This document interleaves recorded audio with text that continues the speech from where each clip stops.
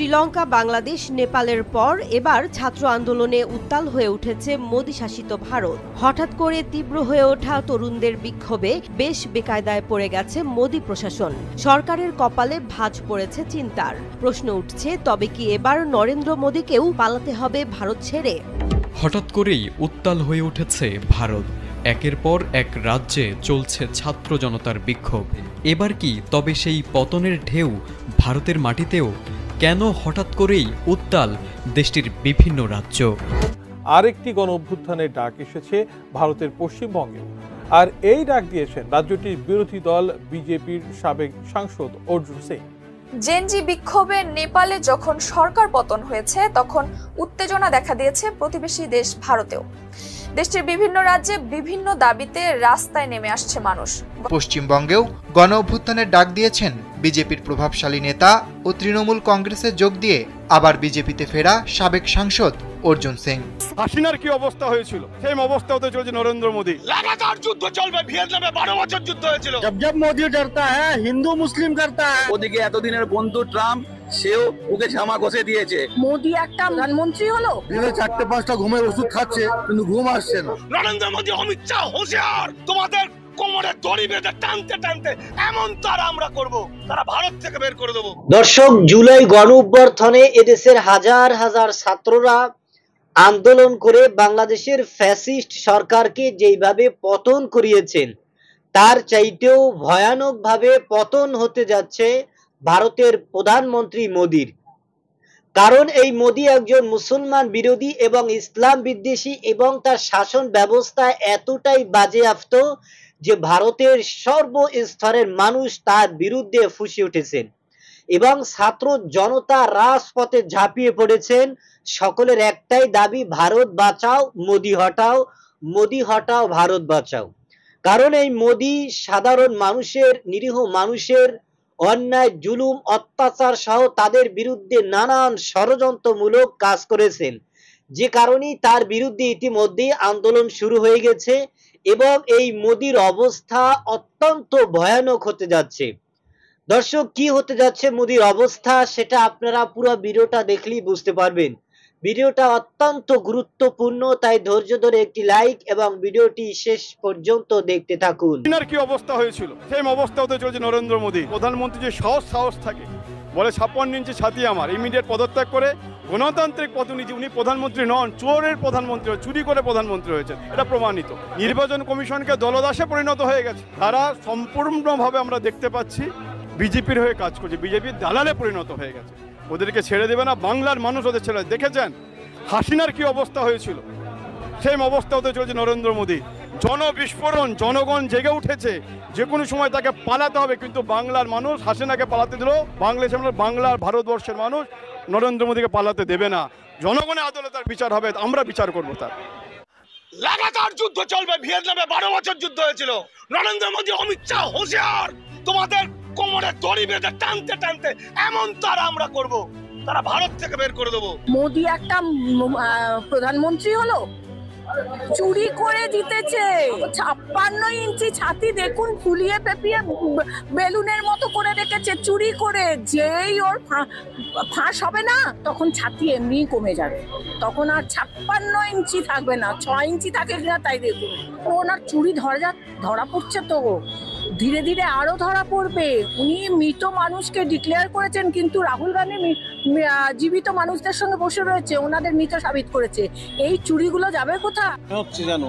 আমাদের বর্তমান কেন্দ্রীয় সরকার এটার উপর ভিত্তি করেই, মানে হিন্দু, মুসলমান, খ্রিস্টান বা যাই হোক, এই ধরনের ধর্মীয় বিভাজনের দ্বারাই যেন দেশ চালাচ্ছে। কেউ আপনি মনে মনে একটু হিন্দুত্ববাদের সুড়সুড়ি আপনার ভেতরে থাকে, আপনি সেই সুড়সুড়িতে আক্রান্ত হয়ে, আমি আক্রান্ত বলবো, হয়ে যদি আপনি বিজেপিকে ভোট দেন, তার ফল কিন্তু আপনাকে ভোগ করতে হবে। কারণ আজ থেকে 5-6 বছরের মধ্যে বাংলায় কিন্তু আগুন লেগে যাবে। যারা জনগণকে বোঝে, দেশের স্বার্থ বোঝে, বাংলার স্বার্থ বোঝে, গরিব মানুষের স্বার্থ বোঝে, মহিলার স্বার্থ বোঝে, শিশুর স্বার্থ বোঝে, এডুকেশন বোঝে, হসপিটাল বোঝে, চিকিৎসা বোঝে, তাকে ভোট দিন।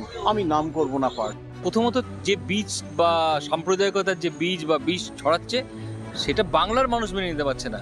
সে কি হিন্দু, কি মুসলিম, কি জৈন বা খ্রিস্টান, বাংলাতে যারা মানে বাংলা যার জন্মস্থান, বাংলার ভূমিতে যার জন্ম এবং বাংলার পবিত্র মাটিকে যারা স্পর্শ করে বড় হয়েছে তারা এদের নিতে পারছে না।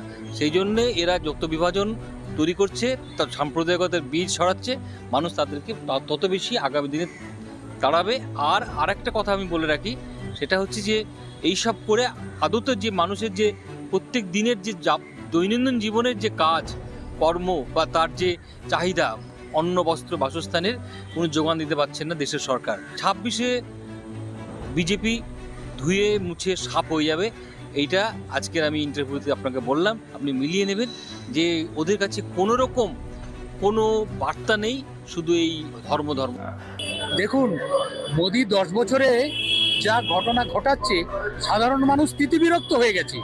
সরষের তেলের দাম কোথায় গেছে, পেট্রোলের দাম কোথায়, গ্যাসের দাম কোথায় গেছে। আজকের মানুষ ডিমানিটাইজেশন করে মানুষকে সর্বশান্ত করে দিয়েছে।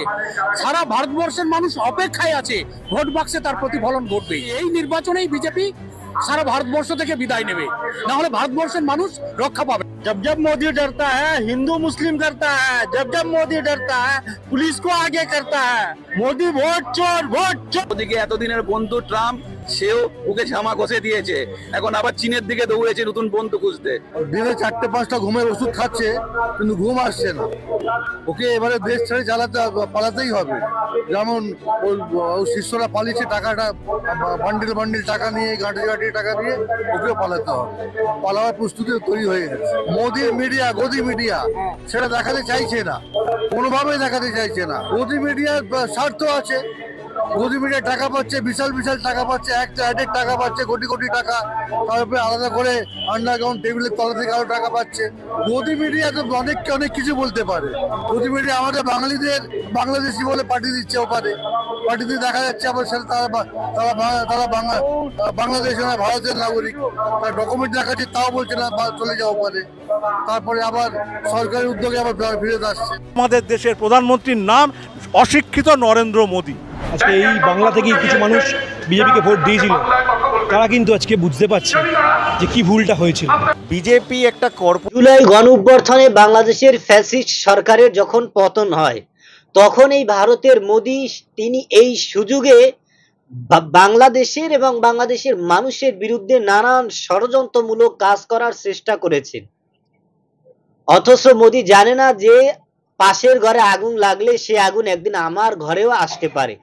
দর্শক, সেটাই কিন্তু হয়েছে। এই মোদির বিরুদ্ধে সারা ভারতবাসী এবং ছাত্র জনতা এমন ভাবে আন্দোলন করেছেন, তার আস্থা এবং তার ইতিমধ্যেই ক্ষমতার আসন কিন্তু নড়বড় হয়ে গেছে। যে কোনো সময়, যে কোনো মুহূর্তেই তার পতন অনিবার্য। দর্শক, এই মোদির বিরুদ্ধে অনেক ধরনের অভিযোগ আছে। তার মধ্যে সবচেয়ে বড় যে অভিযোগ, সেটা হচ্ছে তিনি মুসলমান বিরোধী এবং কোরআন বিরোধী। এই কোরআন বিরোধী আর মুসলমান বিরোধী হওয়ার কারণে মানুষ তাকে ঘৃণা করতে শুরু করেছেন এবং তার বিরুদ্ধে আন্দোলন করা শুরু করেছেন। এই মুসলমান বিরোধী হওয়ার কারণে, কোরআন বিরোধী হওয়ার কারণেই কিন্তু বাংলাদেশ আর ভারতের মধ্যে একটা বিরোধ সৃষ্টি হয়ে গেছে। তাছাড়া কিন্তু দ্বিতীয় আর কোনো কারণ নেই। এবং এই বাংলাদেশের মানুষকে বাংলাদেশের বিরুদ্ধে কিন্তু এই মোদি একের পর এক ষড়যন্ত্র করেই যাচ্ছেন। তারাই ধারাবাহিকতায় কিন্তু এবার আর শেষ রক্ষা নেই এই মোদির। দর্শক, মোদির অবস্থা বাংলাদেশের ফ্যাসিস্ট সরকারের চাইতেও ভয়ানক অবস্থা হবে। কারণ বাংলাদেশের ফ্যাসিস্ট সরকার বাংলাদেশ থেকে পালিয়ে ভারতে গিয়েছে, কিন্তু এই মোদি কোথায় যাবেন এ বিষয়ে অনেকে প্রশ্ন করেছেন যে মোদির অবস্থান কোথায়, মোদি কোথায় যাবে। দর্শক, সত্যের জয় আজ অথবা কাল। কিন্তু যারা অন্যায় পথে চলেন, যারা মাজলুমকে যারা কষ্ট দেন এবং যারা জুলুম করেন, নির্যাতন করেন, তাদের বিচার অবশ্যই হবে। সুতরাং আমাদের সকলেরই দাবি যে এই মোদির সর্বোচ্চ শাস্তি হওয়া উচিত এবং মানুষের সাথে যে অন্যায় করেছেন, অপরাধ করেছেন এবং লক্ষ লক্ষ মুসলমানদের নির্যাতন করেছেন, নিপীড়ন করেছেন এই মোদি। দর্শক, মোদির সর্বোচ্চ শাস্তি আমরা কামনা করি এবং ছাত্ররা এমন ভাবে তার বিরুদ্ধে রাজপথে ঝাঁপিয়ে পড়েছেন, তারা যে স্লোগান দিয়েছেন যে ভারত বাঁচাও, মোদি হটাও। ভারত যদি বাঁচাতেই হয়, ভারত যদি ভালো রাখতে হয়, তাহলে মোদির পতন অনিবার্য।